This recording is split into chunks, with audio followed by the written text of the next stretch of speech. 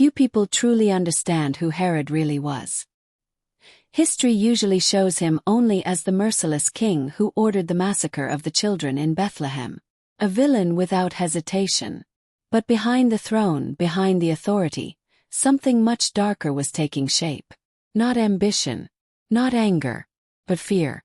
A fear that began quietly, almost invisible, and slowly expanded until it controlled everything he thought, everything he decided, and everything he became.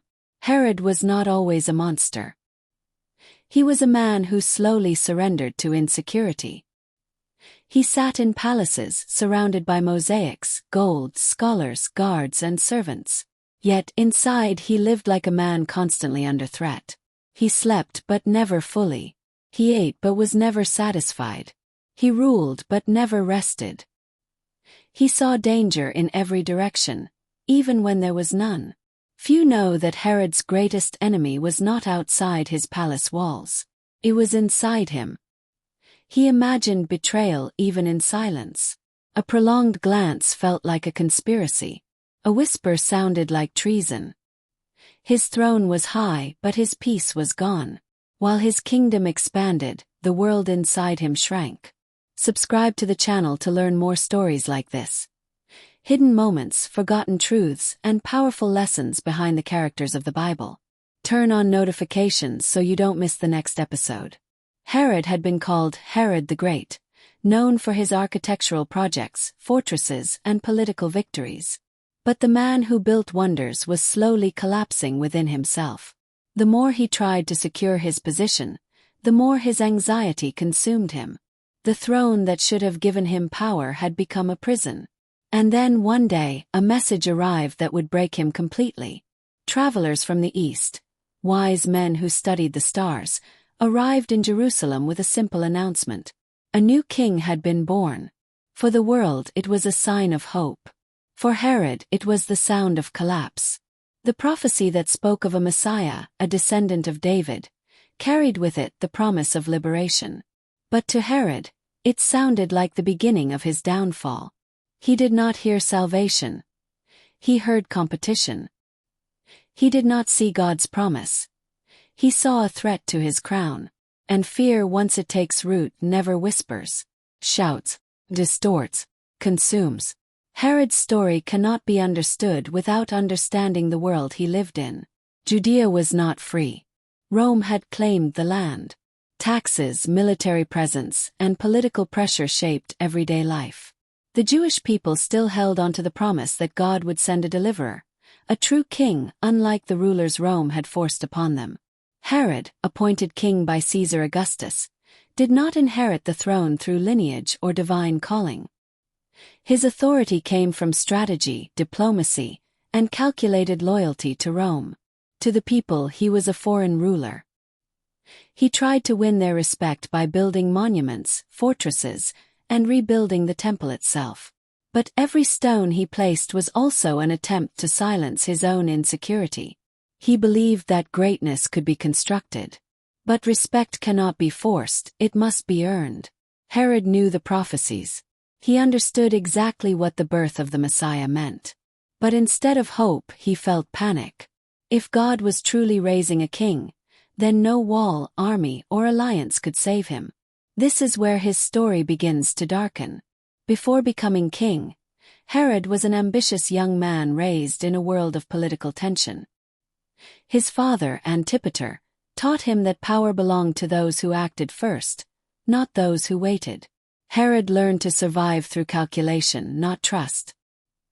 He believed he was chosen by destiny, not by God. When Rome named him King of the Jews, he believed history would remember him as a ruler of strength and brilliance. But inside, he never stopped fearing that the throne might slip through his fingers. As the years passed, distrust became a way of life. He removed advisors. He replaced priests.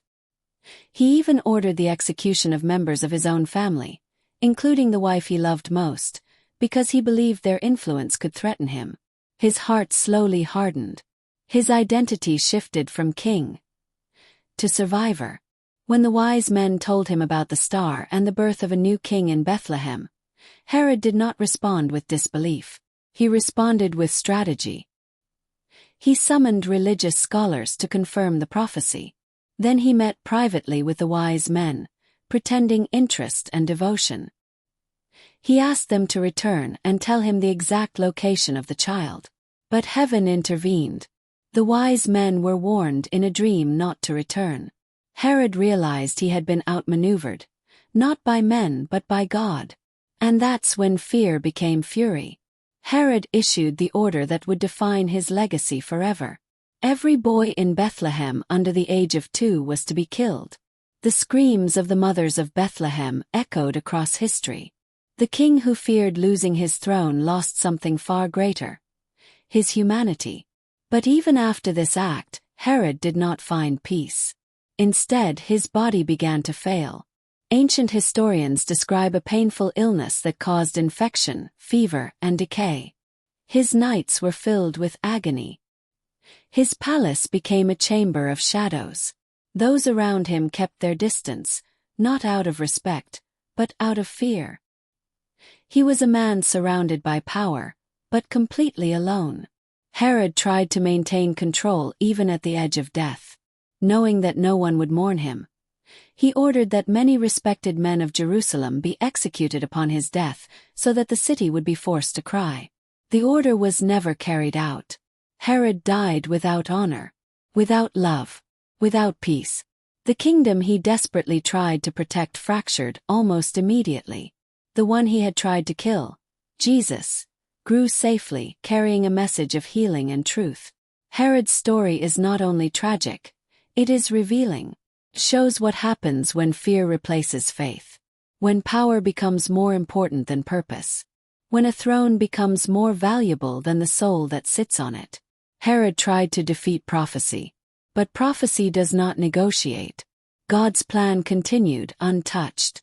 While one king fell into darkness, another king grew in light. Herod ruled through fear. Jesus would rule through love.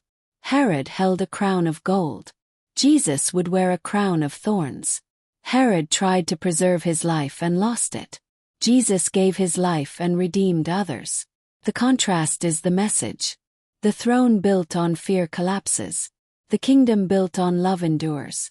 If this story spoke to you, like the video, share it, and subscribe for more historical and biblical narratives that reveal the lessons behind the lives that shaped history. More stories are coming soon.